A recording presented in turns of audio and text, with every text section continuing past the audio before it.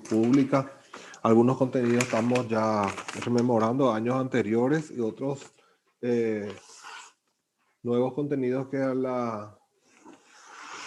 medida que vamos a ir avanzando vamos a ir desarrollando. Hoy vamos a hablar sobre medicina en la comunidad, medicina preventiva y también la parte de demografía y su importancia en lo que es la salud pública. Nosotros ya habíamos hablado del tema de la comunidad, inclusive ya habíamos definido como grupos de personas que tienen algo en común, generalmente comparten un espacio social, generalmente comparten una cultura, unas creencias, ¿verdad?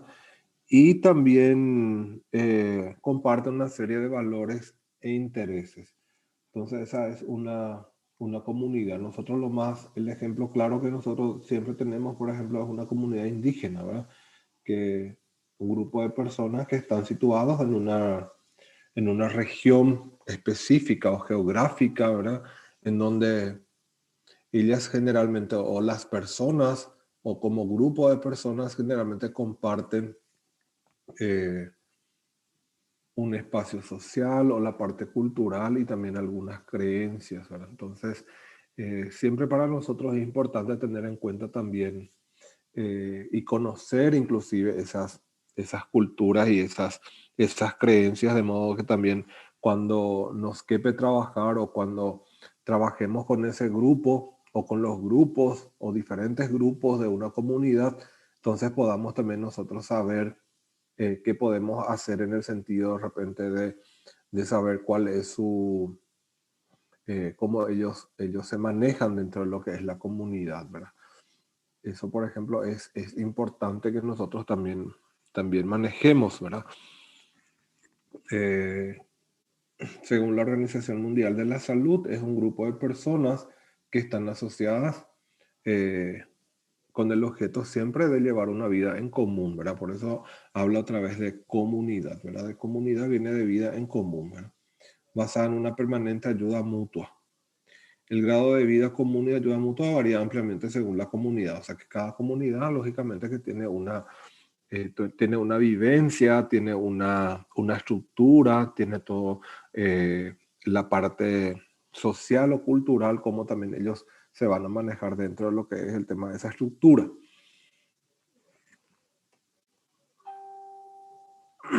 Por eso la medicina de la comunidad está constituida o es una práctica que está asociada bastante a lo que es la salud comunitaria también, en donde podemos describir que es el mejoramiento paulatino de las condiciones de vida comunal, ¿verdad? Y en este entra el tema de todo lo que ya habíamos mencionado también en cuanto a lo que es saneamiento del medio y todo lo que es la parte ambiental o social en donde está inserta esa comunidad, o inserto en realidad también las personas o los individuos, ¿verdad? También el tema del nivel de salud de la comunidad mediante actividades integradas, y estas actividades deben ser actividades planificadas, ¿verdad? Actividades planificadas en cuanto a lo que son las actividades de salud pública, que ya habíamos nosotros también ya distinguido, ¿verdad? Y hablado, ¿verdad? En cuanto a lo que es la protección de la salud, en todo lo que se respecta a actividades tendientes a proteger el agua, el aire, el suelo, los alimentos, el tema de la promoción de la salud. Aquí entra bastante el tema de la educación a través de diferentes medios, en los medios que se dispone, y también el tema de los niveles de prevención, ¿verdad? Prevención primaria, secundaria y terciaria, ¿verdad? Por eso habla a través de curación de la enfermedad, ¿verdad? Y lógicamente también es importante resaltar el tema de las actividades de trabajo que se hacen para el desarrollo comunal. Y lógicamente, como salud pública, lo que ya habíamos nosotros ya estudiado, que siempre se debe fomentar la participación activa de la gente.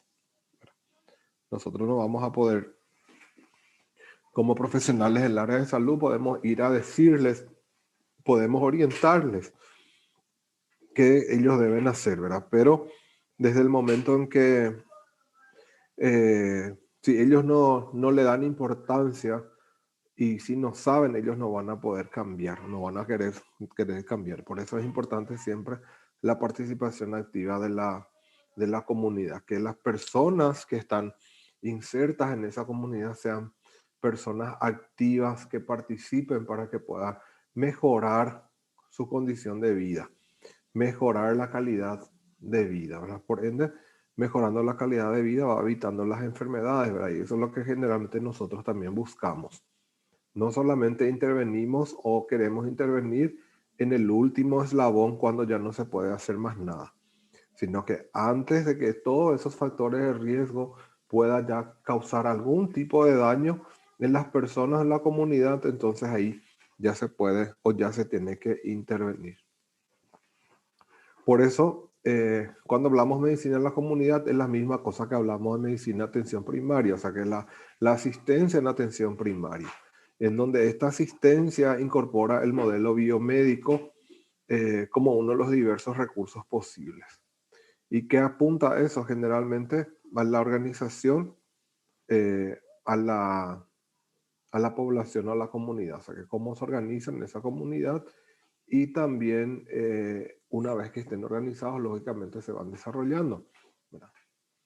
Y lógicamente otra vez nos dice que debemos de insistir en la participación activa de las personas,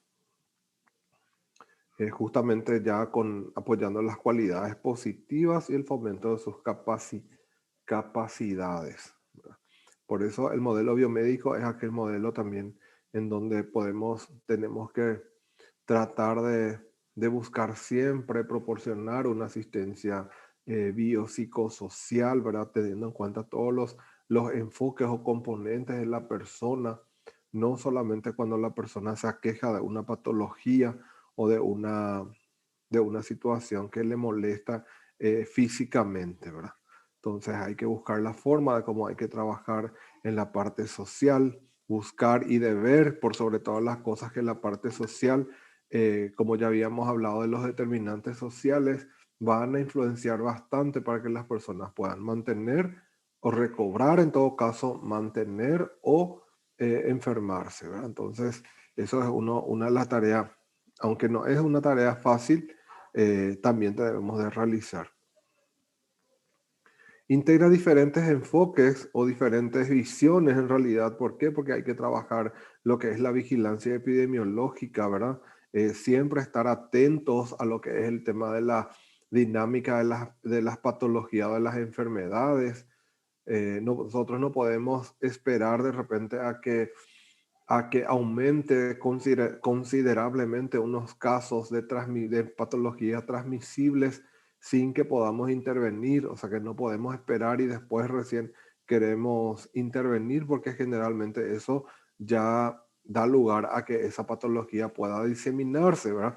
Y ustedes ya saben cuáles son los mecanismos y cuáles son esas patologías más, digamos, más fáciles de transmisión y de diseminación, ¿verdad? ¿Se acuerdan cuando habíamos hablado en epidemiología, en el semestre pasado en epidemiología, habíamos hablado de las enfermedades respiratorias, por ejemplo, que son más fáciles de diseminación y es más difícil de controlar, ¿verdad? Por eso hay que buscar de trabajar siempre en la vigilancia epidemiológica, adelantarnos a los hechos, ¿verdad? Buscar siempre adelantarnos, de modo que si está sucediendo algo en mi lugar de trabajo, en mi área de trabajo, entonces ya podemos nosotros intervenir para que realmente se pueda cortar esa transmisión o en todo caso también evitar a que mayor número de personas puedan contagiarse, por ejemplo, ¿verdad? Después, la parte social y preventiva del proceso salud-enfermedad. ¿Por qué? Porque hay que tener en cuenta, trabajar en cuanto a lo que es todos los componentes del proceso salud-enfermedad de nuestra triada ecológica, trabajar el tema del huésped, por eso habla también del tema de social, ¿verdad? Trabajar el tema del medio ambiente, trabajar la parte preventiva por sobre todas las cosas, la parte de vacunación en cuanto a lo que es el tema de aumento de inmunidad, por ejemplo, no solamente en relación a las vacunas, sino que también en relación a los alimentos, que realmente van a ir proporcionando o que van proporcionando nutrientes al organismo. No descuidar, por ejemplo, el tema de las poblaciones vulnerables, niños, ancianos, ¿verdad? Y dentro otra vez como huésped o dentro otra vez buscar siempre lo relacionado a lo que son las poblaciones otra vez vulnerables, ¿verdad? Entonces, eso es importante, el tema dentro de lo que es el proceso salud-enfermedad. Eh, ¿Por qué? Porque también hay que tener en cuenta que la vida, que nosotros siempre estamos interactuando, somos seres sociables, ¿verdad? Entonces, por eso es importante tener también en cuenta. En salud comunitaria, en salud pública, nosotros no podemos, o lo que no podemos ver o no podemos nosotros adivinar el tema de la salud de una comunidad si es que realmente no se considera la realidad de las personas o la realidad social en que vive esa persona o esa población, ¿verdad? O inclusive el tema de los miembros de la comunidad, ¿verdad? Entonces nosotros no podemos recomendar, no podemos orientar, no podemos, eh, no podemos decir o no podemos sugerir inclusive algunas indicaciones cuando realmente no sabemos la realidad social en que viven esas personas. Podés decir, podés, solamente podés indicar, pero de ahí a que las personas van a cumplir, no vas a saber. ¿Por qué? Porque no sabes la realidad de las personas donde viven. Por eso siempre es importante, ¿verdad? Conocer la realidad de las personas, de dónde viven, de dónde vienen, ¿verdad? Mínimamente, mínimamente. Y a veces pareciera ser que nos olvidamos un poco cuando ya somos profesionales y cuando ya estamos en los hospitales. A veces vienen las personas, a veces ya no encuentran turnos, le mandamos de vuelta, ya no la atendemos, pero muchas veces no sabemos ni de dónde viene, cómo vino, por qué vino, ¿verdad? Porque de visita de cortesía nomás, los pacientes no van a venir al hospital, no vienen, no te van a buscar. De visita de cortesía nomás no vienen, a no ser que trabajas en la atención primaria. Pero los hospitales de repente de otros niveles generalmente vienen o se acercan por algún motivo, por alguna necesidad real. Bueno, entonces, para que realmente podamos solucionar los problemas o querer buscar realmente solucionar el problema de nuestros pacientes, siempre es importante también conocer la realidad social de las personas. Y eso duele mucho cuando le vemos de repente a un indígena, a una persona indígena que viene y que no encuentra de repente en los hospitales o algún centro asistencial, no encuentra de repente una asistencia, porque es fácil decirle, no, ya no hay turno, vení mañana, ¿verdad? ¿Dónde se queda mientras tanto? ¿Verdad? Ha dejado su casa, ha caminado bastante, entonces no se le da solución muchas veces a esas personas vulnerables que buscan asistencia. Entonces eso no nos puede ocurrir. La medicina comunitaria, lógicamente, es la parte de la medicina que desarrolla y aplica de forma integral los cuidados al individuo, la familia y la comunidad dentro a través del proceso salud, enfermedad, ¿verdad? O sea que dentro la medicina comunitaria, lógicamente, ¿qué hace? Hace parte de lo que es la salud pública y debe garantizar siempre el cuidado del individuo, de la familia y también de la comunidad. eh, Debe incorporar dentro de lo que es el tema de la asistencia o las actividades, debe incorporar todas las acciones o actividades, tanto promocionales, promoción de la salud, prevención de las enfermedades y lógicamente también la restauración o restablecimiento de la salud. Un ratito.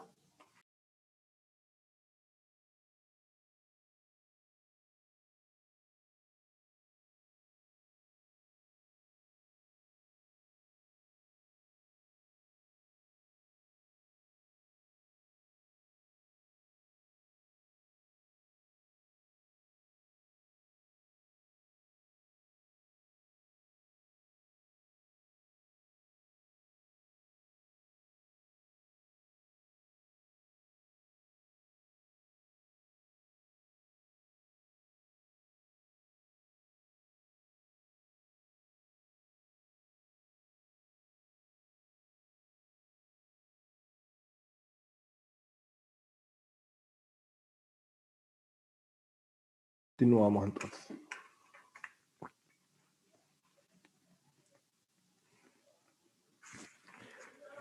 La medicina comunitaria se enfrenta lógicamente a grandes desafíos, como son los cambios sociales demográficos, por ejemplo, el tema de las migraciones, el tema de la migración de las personas hacia zonas, por ejemplo, en el caso de las comunidades indígenas, muchas por diversos motivos, muchas personas han dejado su comunidad y han migrado, por ejemplo, a zonas urbanas, por ejemplo. Y eso de repente es una problemática tanto para las personas que viven en las zonas rurales, en las zonas urbanas y por sobre todas las cosas, las personas que viven en las zonas, en las comunidades, ¿verdad?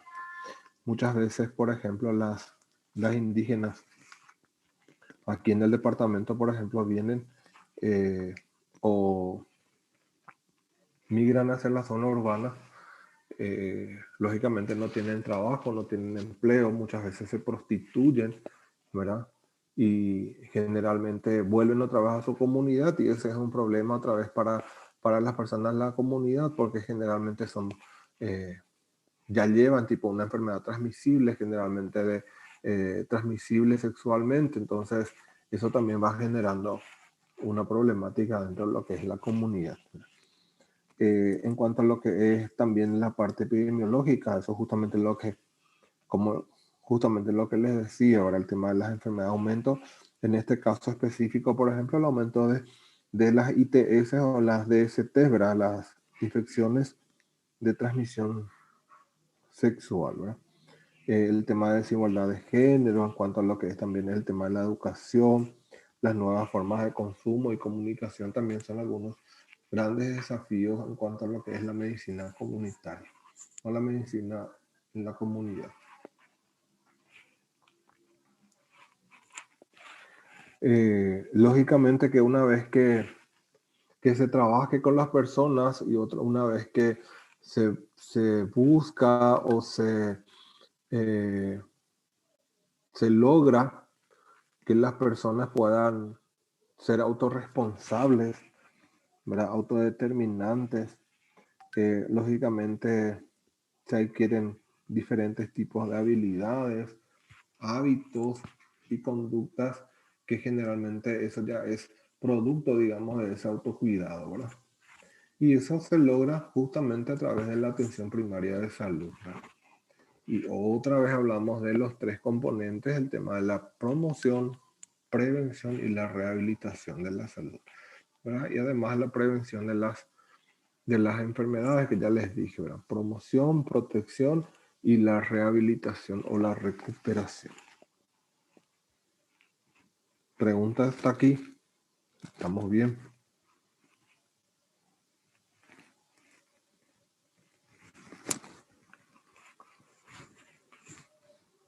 Tranquilo, profe. Bien, gracias, Nubia. Bueno, entonces, esa es básicamente lo que hacemos en salud pública, ¿verdad? La medicina comunitaria, lógicamente, es lo que hacemos en salud pública. Y luego tenemos lo que se practica también siempre, el tema de la medicina preventiva, en cuanto a que son las prácticas médicas que están diseñados para prevenir y evitar la enfermedad, ¿verdad? Teniendo en cuenta los componentes, los niveles de prevención, ¿verdad? Detectar precozmente, por ejemplo, la hipertensión arterial y tratar antes de que pueda producir o de que cause una enfermedad es la medicina preventiva. Es practicada por todos los médicos para mantener a sus pacientes sanos. ¿Y cuál es el centro o dónde debemos de centrarnos siempre? En el individuo, también en la comunidad y las poblaciones definidas, ¿verdad? Esos son nuestros grupos o nuestra población objetivo. Y por eso son terminologías similares en donde se hace lo mismo, ¿verdad? Se centra en la población, en el individuo, en la población, en la comunidad, ¿verdad? Se centra en la promoción de la salud, la prevención de las enfermedades, en la gestión de la salud en las comunidades y las poblaciones definidas.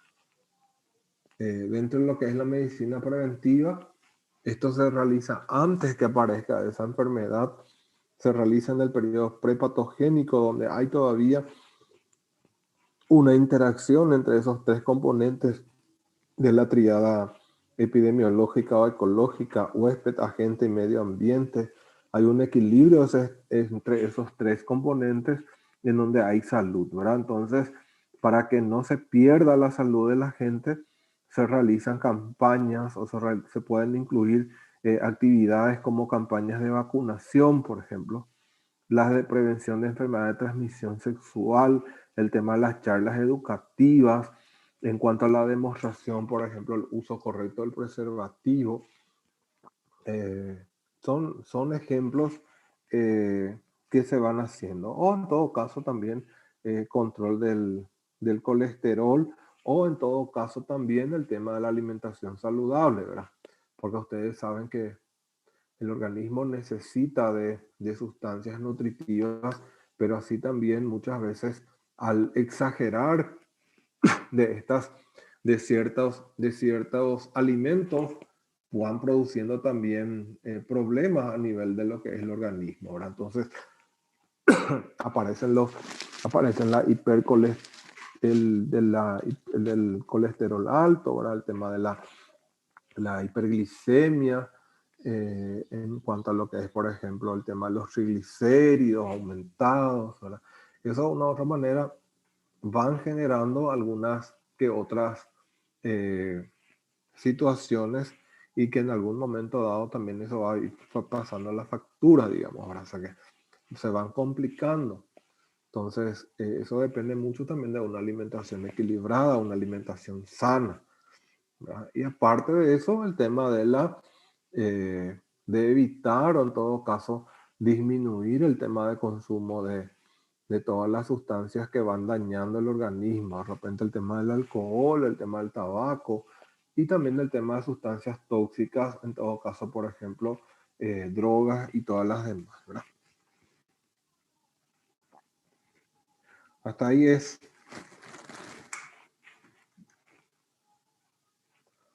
Hasta ahí tenemos la medicina preventiva. ¿Alguna pregunta hasta aquí? ¿Alguna acotación? ¿Estamos bien?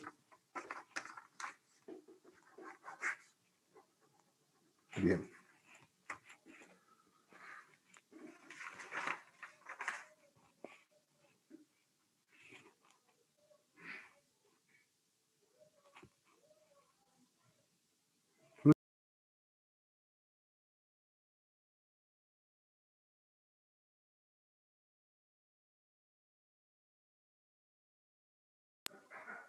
Bueno, vamos a hablar un poco, vamos a hablar de demografía y la importancia también de la demografía dentro de lo que es la salud pública.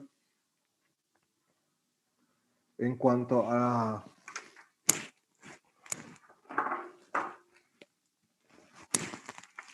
la definición, podemos decir que la demografía es el estudio del tamaño, composición y distribución de la población en el mundo. Se estudian sus variaciones y las causas que lo producen, ¿verdad? La palabra demografía proviene de los vocablos griegos demos, que significa pueblo, y grafía significa estudio o acción de escribir, ¿verdad? Significando así descripción de la población. La demografía entonces describe la población. Se limita, generalmente la demografía se limita al estudio estadístico de la vida del hombre que vive en una determinada comunidad, y sobre esa vida del hombre inciden circunstancias familiares, económicas y sociales específicas.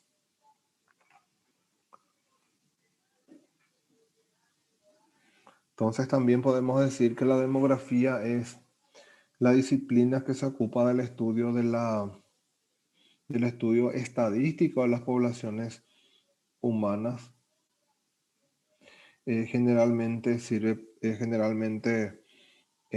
para medir, por ejemplo, el tamaño, el crecimiento y la composición de esa población.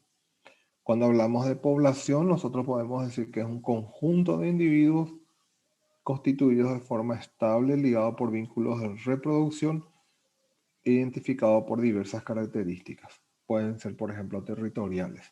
La población, otra vez, las personas o el número de personas o conjunto de individuos que viven en en un determinado territorio.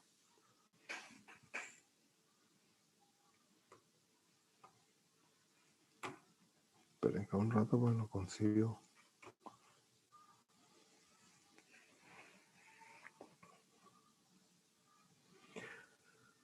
La demografía generalmente se basa en datos o en análisis de factores como son los índices de fecundidad, también el tema de natalidad, cuántos nacen, cuántos mueren, ¿verdad? El tema de la fecundidad es la proporción o el proporción de cuántos hijos puede tener una mujer en edad fértil.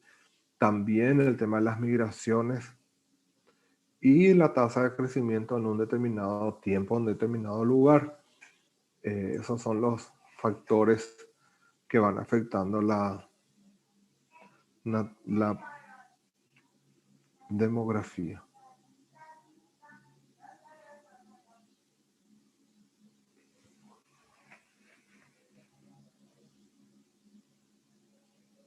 En cuanto a fuentes demográficas, podemos mencionar, por ejemplo, el tema de dónde sacamos, por ejemplo, cuántas cantidades de personas viven en un determinado territorio, en un determinado lugar, es a través de los censos poblacionales que se van realizando, ¿verdad?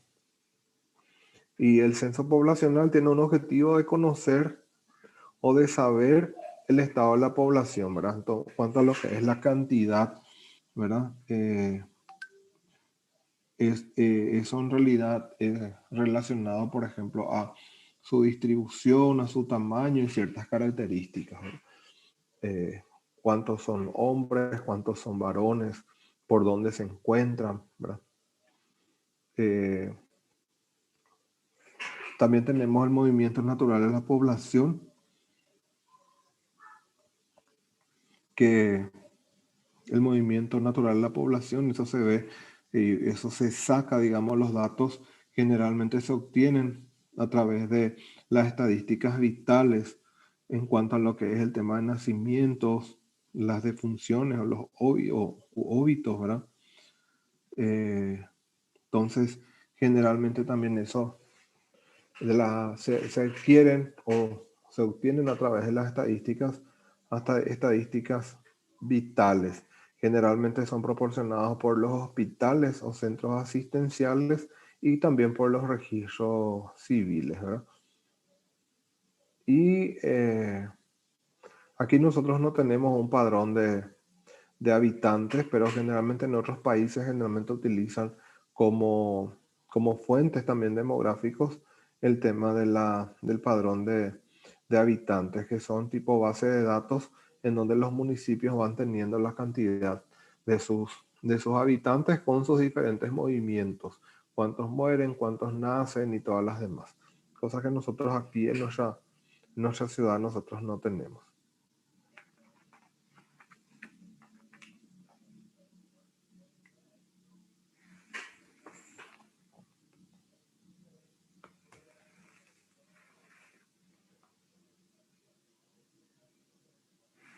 Bueno, eso es por un lado. Ahora, eh,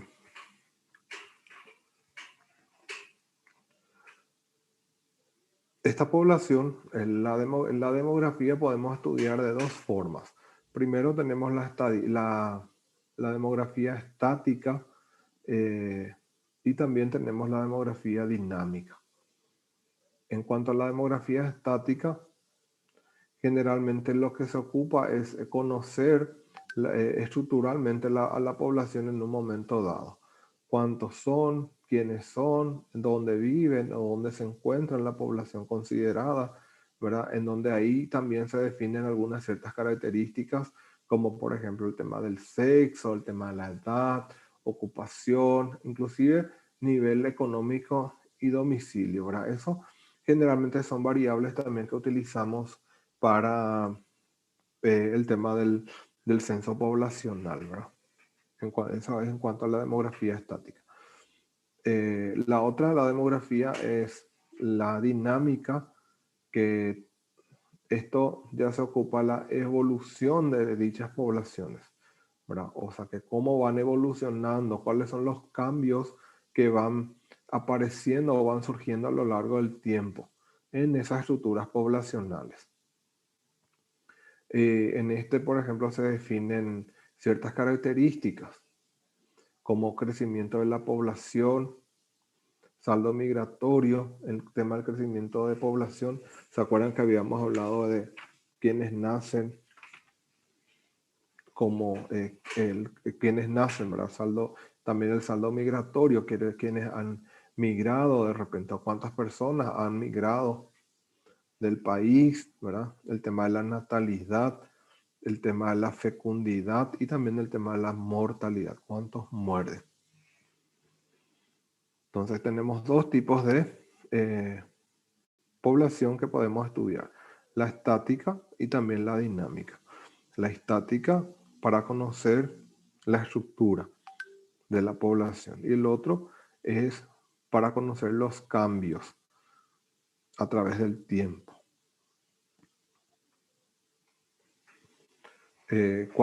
Como ya les dije, el tema de las fuentes, de la demografía, fuentes demográficas, sabemos o podemos nosotros recabar datos o se recaban los datos a través de las encuestas, que son las investigaciones demográficas que generalmente se realizan en periodos de tiempos, en algunos periodos de tiempos cortos, en forma anual o semestral, y también se realizan los datos acumulados en el caso, por ejemplo, de los censos, ¿verdad? Generalmente hay lugares, generalmente los censos poblacionales se realizan cada 10 años y en todos los otros años se van realizando las proyecciones, que eso también ayuda a que realmente tengamos una idea o se tenga una noción aproximada de la cantidad de habitantes, ¿verdad? Estos datos proporcionan información para que realmente se pueda saber o conocer en cuanto a lo que es la comunidad, ¿verdad? ¿Y por qué de repente es importante conocer estos datos o qué nos ayuda o en qué nos ayudan estos datos?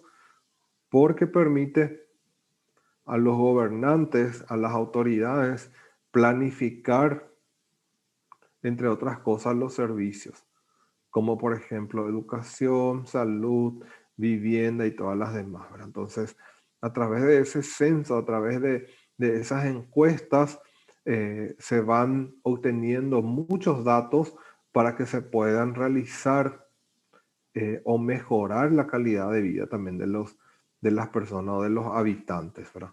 Por eso hablamos de educación por sobre todas las cosas, porque en el censo generalmente también el nivel educativo es lo que se encuesta, o sea, que es lo que se solicita.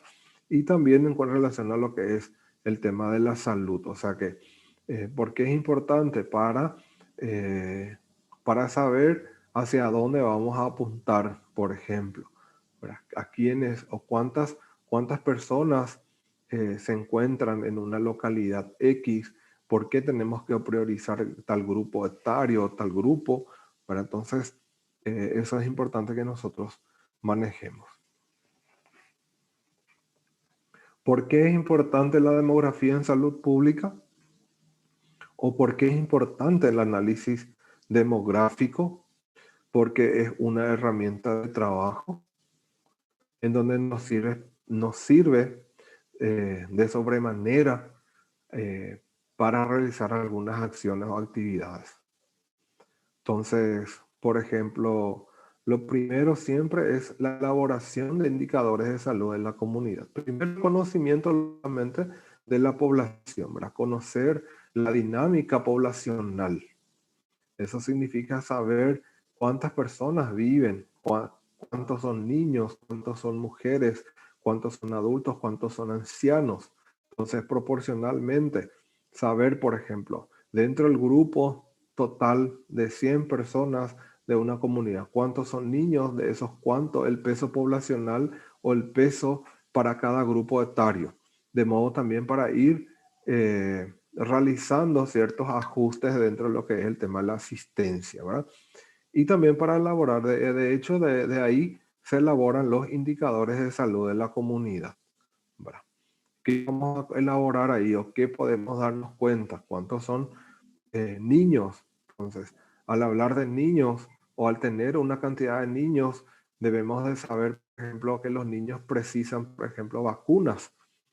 Entonces yo, como gerente o como autoridad sanitaria, entonces sabemos que en Pedro Juan Caballero necesitamos tantas 1000 dosis de vacunas, teniendo en cuenta el tema del número de niños, por ejemplo, ¿verdad? Y de acuerdo a eso otra vez vemos el tema de la provisión de insumos o de insumos o todo lo que se respecta a lo que es la salud, ¿verdad? Entonces, que tengamos en cuenta. Lógicamente también la planificación y programación sanitaria.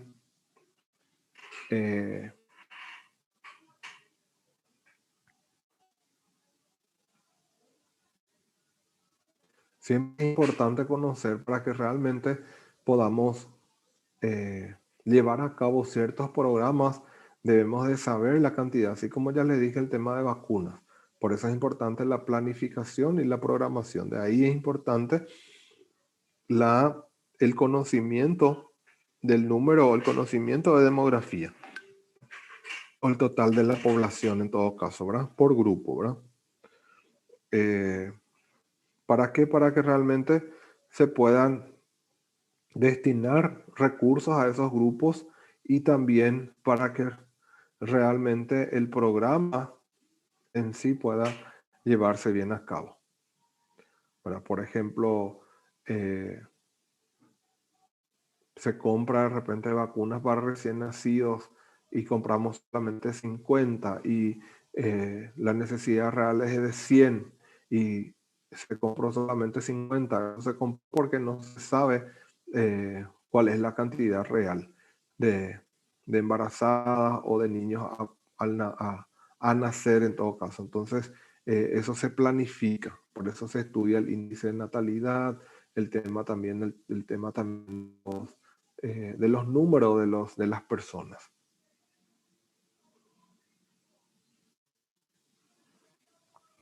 También cuando se realiza un diagnóstico de salud en la comunidad o cuando se evalúa en todo caso la efectividad de ciertas acciones de salud pública, la disponibilidad de información demográfica es necesaria, ¿verdad?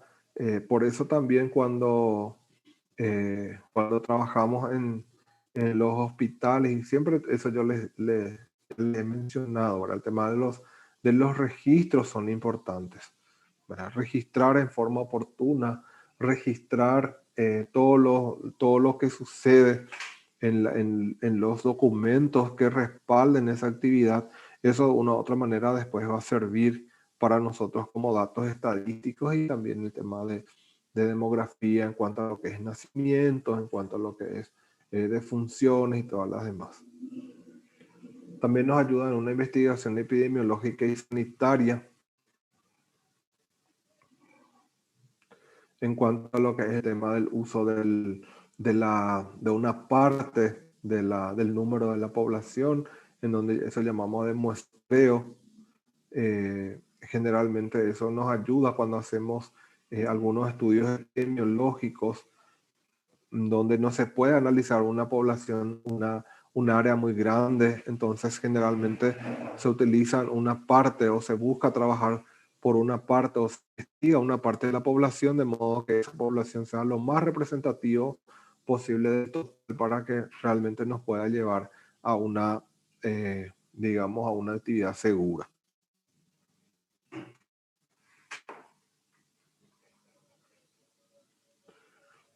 ese es en todo caso el tema de la demografía, de la importancia de la demografía en salud, en salud pública. Ahora que ahora son algunas consultas hasta aquí, las 3.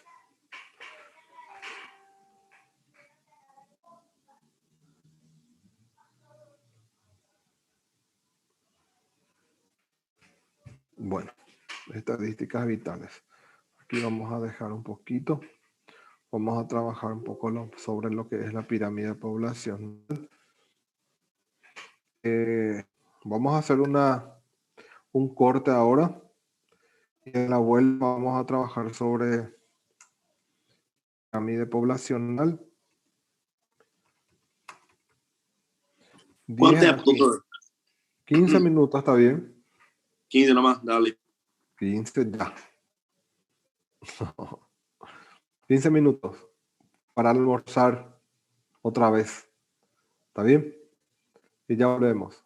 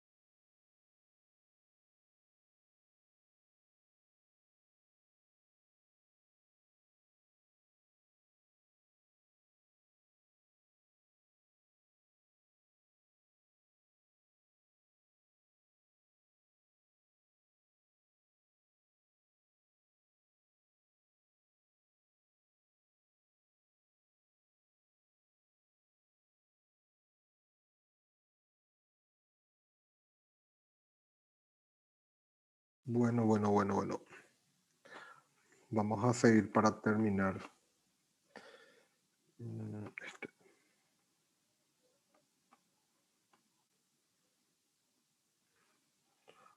ratito.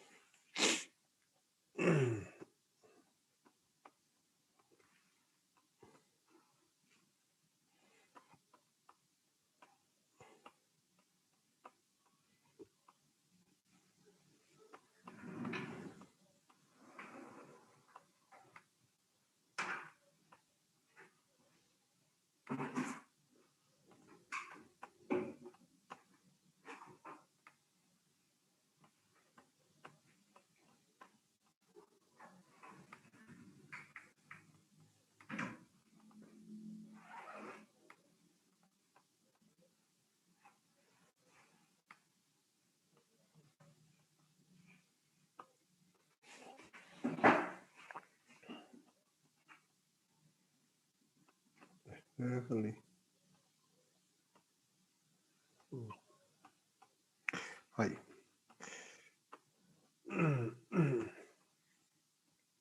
Sí. Bueno, vamos a seguir un ratito para concluir enseguida nuestra clase. Estamos hablando de demografía y cuando hablamos también de demografía hay que tener en cuenta también y manejar un poco lo que es la pirámide poblacional de cada país, ¿verdad? Y nosotros, lógicamente, como estamos acá en el Paraguay, vamos a hablar de nuestra pirámide poblacional. Como pueden observar,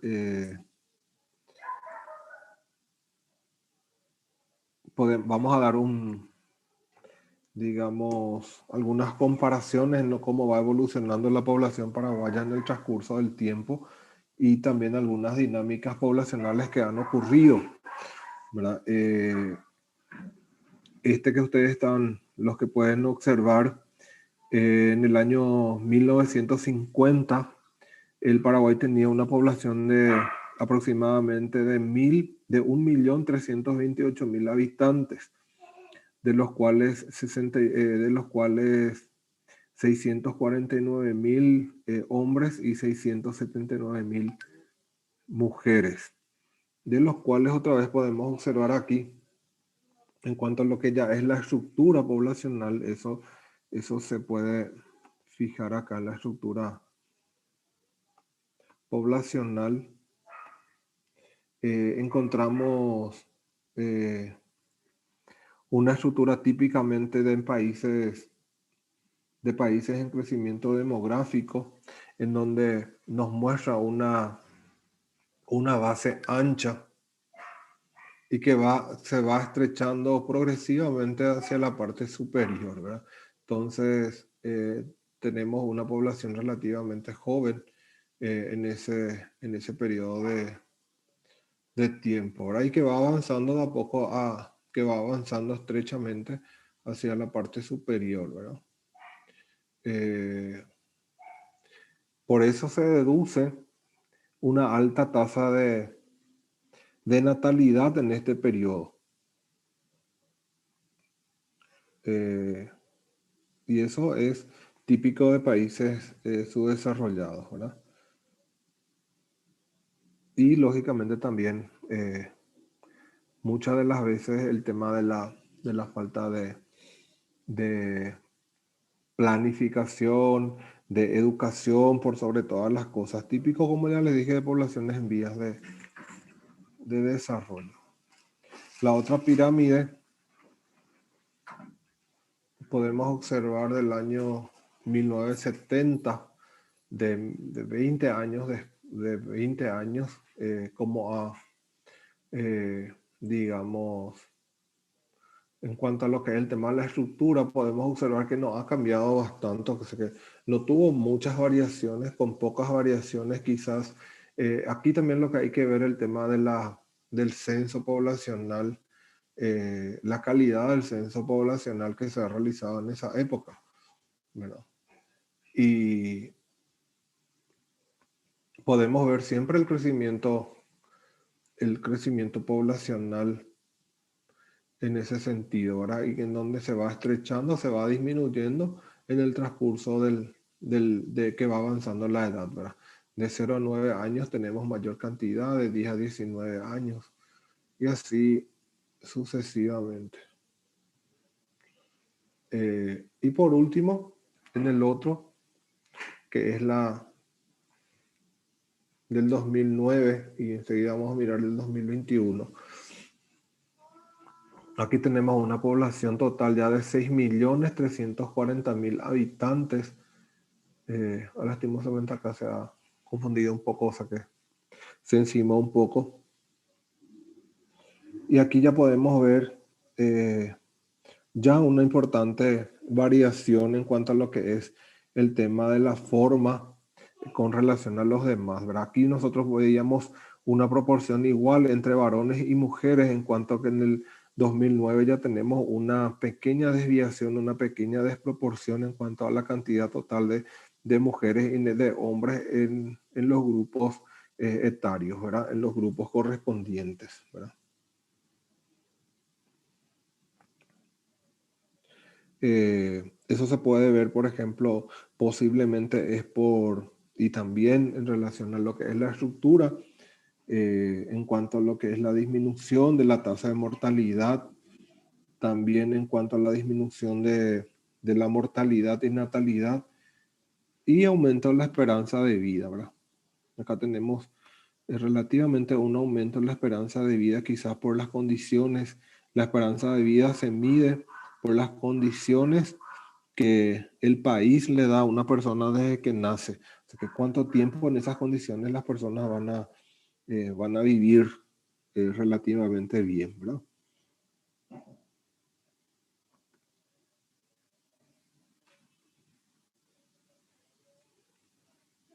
Lógicamente que se puede también observar que hay un aumento en cuanto a lo que es el número de habitantes en ese periodo de tiempo, ¿verdad?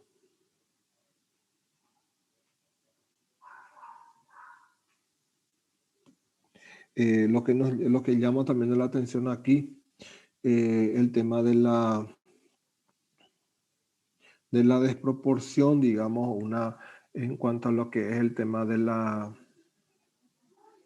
número de hombres y mujeres. Acá vemos, por ejemplo, que la población de 20 a 29 años, la población de varones es mayor. Eso posiblemente se debe a la migración que ha ocurrido de mujeres en, en otros países como Estados Unidos o en Europa en cuanto a lo que es el tema del trabajo, ¿verdad? Muchas de las mujeres han migrado para que realmente puedan trabajar en otros países y así eh, también solventar los gastos de la familia, ¿verdad? Eso en cuanto a lo que es la pirámide poblacional y en cuanto a lo que es la estructura y nada más para que podamos ver el tema de la población y cuál es su importancia dentro de lo que es la salud pública. Lógicamente, mirando, por ejemplo, esta pirámide, miramos y vemos que gran parte de la población paraguaya es una población relativamente joven, ¿verdad? Entonces, se busca siempre es trabajar sobre los indicadores que van a mejorar la calidad de vida. Si bien es cierto, trabajar para mejorar la calidad de vida de toda la población, pero de igual manera buscar priorizar también, ¿verdad? Entonces, si tenemos gran cantidad de, de niños, entonces lógicamente que todos los programas relacionados a lo que es el cuidado del niño, entonces debe estar también aquí trazado o debe también estar trabajado en ese sentido. Y por último, vamos a mirar, voy a descartar esto. Vamos a mirar un poco.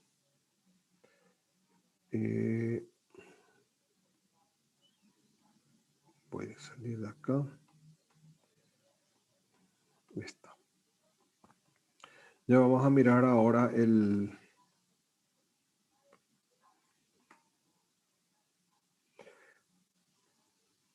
las proyecciones de la población nacional en cuanto a lo que es área urbana por sexo, inclusive podemos ir mirando. En cuanto a lo que es la proyección para el año 2021, Se espera tener una población de 7.300.000 habitantes, 50% de hombres y 49,6% de mujeres. El 28% de la población es menor de 15 años. Y eso se puede observar en esa pirámide donde estuvimos viendo. Entonces, todos los programas de salud o la gran mayoría de los programas de salud deben estar, digamos, priorizados dentro de los grupos también de mayor peso poblacional, ¿verdad? Y el 64,5% tienen entre 15 y 64 años. Eso significa una población relativamente también joven en cuanto a lo que es el tema de la actividad, en cuanto a lo que es el tema del trabajo, ¿verdad? Aquí no, aquí vemos que hay un descenso en la población de niños y adolescentes, mientras que hay un aumento en la población en adultos jóvenes, y eso es dinámico. O sea, cuanto más pasa el tiempo, si no se trabaja de repente algunas cuestiones de natalidad o de fecundidad, generalmente eso también va, digamos, aumentando la edad en en un cierto tiempo. Entonces vamos a tener una población relativamente vieja, ¿verdad? O de repente también ya adulta, así como ocurre, por ejemplo, en Japón, ¿verdad? En Japón, por ejemplo, la población, mirando la pirámide poblacional del Japón es prácticamente a la inversa nuestra, ¿verdad? Nosotros ahora, nuestra población es relativamente joven, ¿verdad? Con la base bien ancha, y se va estrechando a medida que va pasando la edad, ¿verdad? De las personas. Pero en Japón generalmente es una población relativamente ya adulta o vieja, ¿verdad? Entonces, sus indicadores o todo lo que son sus prioridades generalmente, o todo lo que es el tema de programas o políticas de salud, es diferente a lo nuestro, ¿verdad? Entonces, trabajan bastante en Japón, por ejemplo, ellos trabajan bastante el tema de la salud del adulto mayor, de los ancianos. Hay más asilos, hay más, de repente, hospitales especializados para adultos mayores y todas las demás, ¿verdad? En cambio, nosotros, aquí en el Paraguay, nuestra población es relativamente joven, ¿verdad? En cuanto a la población urbana, el ritmo de crecimiento medio anual de la población paraguaya es de 1,37%. Y el 60% de la población paraguaya se radica, digamos, está radicada en la zona urbana, y el 30, casi 40% eh, es rural, ¿verdad? Y eso va aumentando. El número de hijos por mujer, 2,4. Cada mujer en edad fértil entonces tiene un promedio, digamos, es la tasa de fecundidad de 2,4 hijos por cada mujer, ¿verdad? En ese periodo de tiempo de generalmente de 15 a 49 años.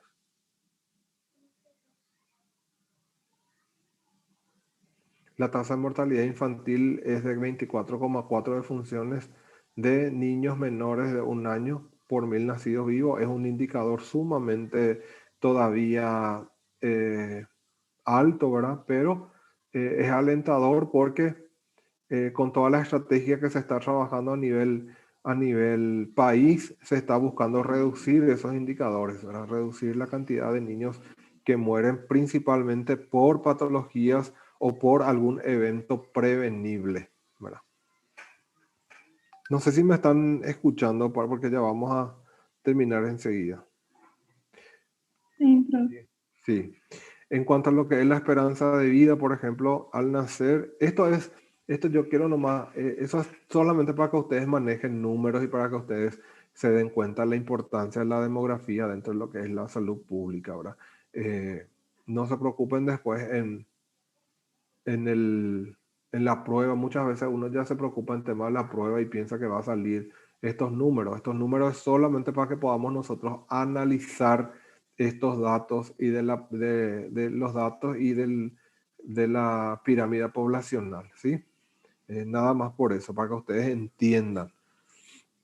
La esperanza de vida al nacer en el 2021 para las mujeres es 77,9 años y para los varones es 72 años. Acuérdense siempre que la esperanza de vida se mide por las condiciones desde que la persona nace y qué condiciones tiene para que pueda sobrevivir dentro del sistema o dentro del territorio nacional, ¿verdad? Entonces, los varones siempre tenemos menos cantidad, menos esperanza de vida que las mujeres. ¿Por qué? Porque las mujeres generalmente son las que muchas veces ya acuden o realizan más a menudo una prevención o una actividad más preventiva que los varones, ¿verdad?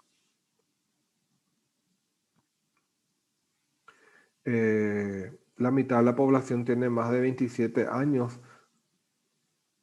La razón de sexo en cuanto a lo que es varones y mujeres, hay una pequeña, digamos, diferencia entre cada 101 hombres hay 100 mujeres. Un varón lo que queda sin par, digamos, ¿verdad? Pero hasta el 2024.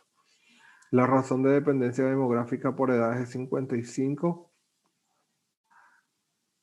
Quiere decir que 55 personas en edad de dependencia por cada 100 personas en edad de trabajar. Es muchísimo también, ¿verdad? 55 personas que dependen de una persona en edad de trabajo.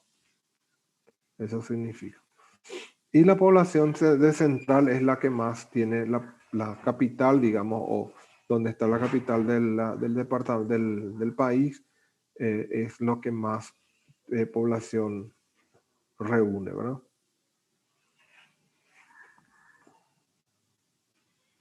Eso es en realidad. Y acá nada más para ir mostrando otra vez nuestra población, ¿verdad? 7.353.038 habitantes. Este es nada más, son proyecciones. Son proyecciones, ¿verdad? Mujeres 49 y hombres 50. Por eso es la razón de 101 hombres para cada 100 mujeres. En cuanto a lo que es el crecimiento poblacional, tenemos un ligero aumento en este quinquenio, en esto último, en los próximos 5 años, que va aumentando, ¿verdad? De 7.353.000, tenemos un aumento a 7.758.000 habitantes para el año 2025, en ese periodo de 5 años, ¿verdad? Acá vemos otra vez el tema de la población en cuanto a hombres y mujeres. En este gráfico no podemos apreciar mucho de lo que es el tema de la diferencia en cuanto a lo que es la estructura, pero en el otro gráfico hemos observado inclusive que hay una pequeña diferencia entre lo que es el grupo de 20 a 44 años en cuanto a lo que es la población activa, en cuanto a lo que son mujeres y hombres, y eso ya sabemos por qué, el tema del efecto de las migraciones que ha ocurrido, ¿verdad?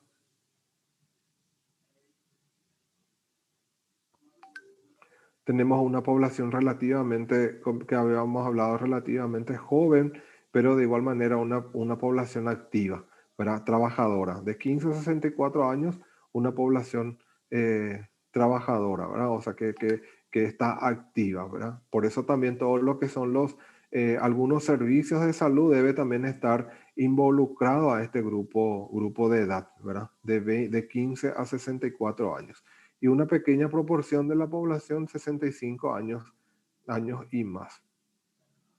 Aquí vemos la población urbana y rural, no hay una diferencia muy marcada en cuanto a lo que es el tema de los cambios. Casi el 70% de la población vive en la zona urbana y el 37% en la población rural, ¿verdad? Eso también es importante tener en cuenta a medida que vamos a ir, digamos, construyendo nuestros indicadores de salud. ¿Cómo queremos llegar a esta población? ¿O cómo llegamos a la población rural? ¿Cuántos son? ¿Qué recursos necesitamos? ¿Verdad? Y también los indicadores demográficos, entonces, en cuanto a lo que es la tasa de fecundidad, el tema de tasa de bruta de mortalidad, que en la próxima clase en estadísticas vitales vamos a ir ir viendo. Eso es por un lado.